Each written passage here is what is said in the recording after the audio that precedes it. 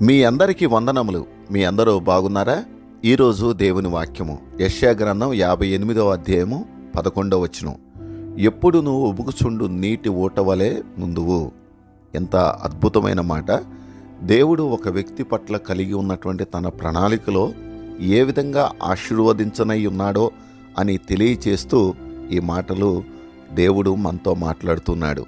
అంతేకాదు, ఈ లోకంలో మనము క్షేమకాలం ఎదుర్కోవలసి వచ్చినప్పుడు అలాంటి సమయంలో దేవుడు మనలను తృప్తిపరిచి, మన ఎముకలను బలపరిచి, మనలను ఎప్పుడూ నీరు కట్టిన తోట వలె ఉంచి, మనం ఉబుకుచుండు ఊట వలె ఉంచే దేవుడని ఆయన వాగ్దానం చేస్తున్నాడు.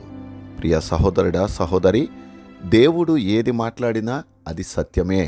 అసత్యమనేది దానిలో ఏ మాత్రము ఉండదు. కానీ ఇక్కడ విషయం ఏంటనంటే, మనము సంపూర్ణముగా దేవుడు నా జీవితంలో ఇచ్చిన ప్రతి వాగ్దానం నెరవేరుస్తాడు అనే సత్యాన్ని మనం నమ్మాలి.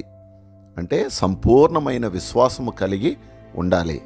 అలా ఎప్పుడైతే ఉంటామో పర్సనల్గా అనగా వ్యక్తిగతంగా నిన్ను, నీ కుటుంబాన్ని, నీవు కలిగి ఉన్న నీ సంఘాన్ని దేవుడు ఎప్పుడూ ఉబుకుచుండు నీటి ఊట వలె దేవుడు ఆశీర్వదిస్తాడు, దీవిస్తాడు, ఉన్నత స్థితిలో నిలబెడతాడు.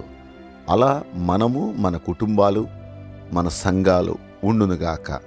దేవుడు మిమ్ములను, మీ కుటుంబాలను సమృద్ధిగా ఉబుకుచుండు నీటి ఊట వలె దీవించి ఆశీర్వదించునుగాక. ఆమెన్.